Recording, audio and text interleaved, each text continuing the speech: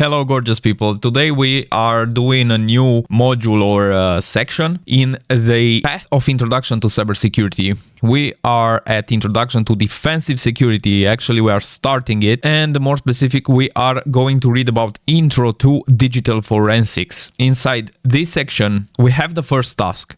Task 1, Introduction to Digital Forensics. Here we can see an image. You see the police band there. You can see a crime. Actually, you can see the drawing down there, and you can see numbered items that are suspected to find something on them or are a clue in this crime. You can also see a little shadow that goes there. It's about forensics when we talk about police or just the law, let's say, environment. Forensics, it deals with the finding the solution to a crime, basically. But the digital forensics means that you will find, based on digital devices, you will find clues to decipher the crime. Forensics is the application of science to investigate crimes and establish facts. With the use and spread of digital systems such as computers and smartphones, a new branch of forensics was born to investigate real crimes: computer forensics, which later evolved into digital forensics.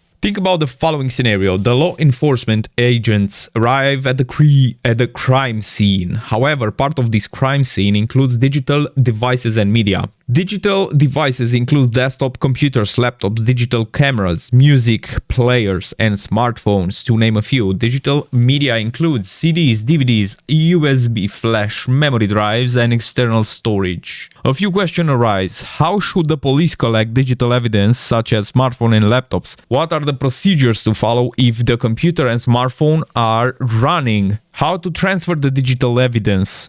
Are there certain best practices to follow when moving computers, for instance? How to analyze the collected digital evidence? Personal device storage ranges between tens of gigabytes to several terabytes. How can this be analyzed? Aren't these amazing questions and just subjects to understand and to know? To me, these are extremely excited to know. I would love to know more about them. In this picture, we can see again a lot of digital devices. I mean, besides the pencil, besides this part and the desk, chair, and the trash bag, pretty much everything. Oh, here as well. Other than this and this, everything is a device, a digital device. Assuming this employee is suspected in the figure above, we can quickly see the digital devices that might be of interest to an investigation. We noticed a tablet, a smartphone, a digital camera, and a USB flash memory in addition to a desktop computer. So we see a tablet, and I think this is a tablet also, a smartphone, a digital camera, a USB flash drive, and a desktop computer. Any of these devices might contain a trove of information that can help with an investigation.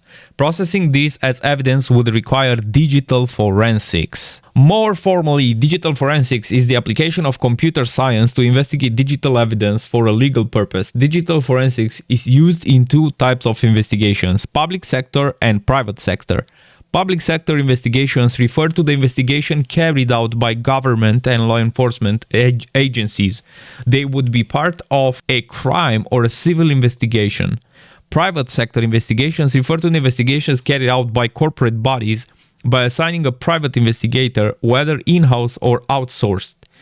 They are triggered by corporate policy violations. Whether investigating a crime or a corporate policy violation, part of the evidence is related to digital device and digital media. This is where digital forensics come into play and tries to establish what was happened.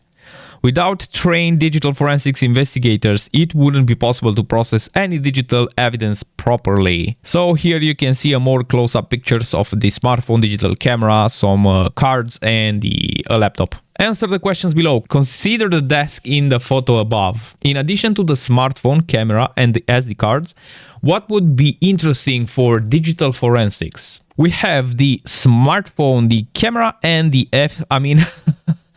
laptop, maybe. The biggest source of information from this picture. Awesome.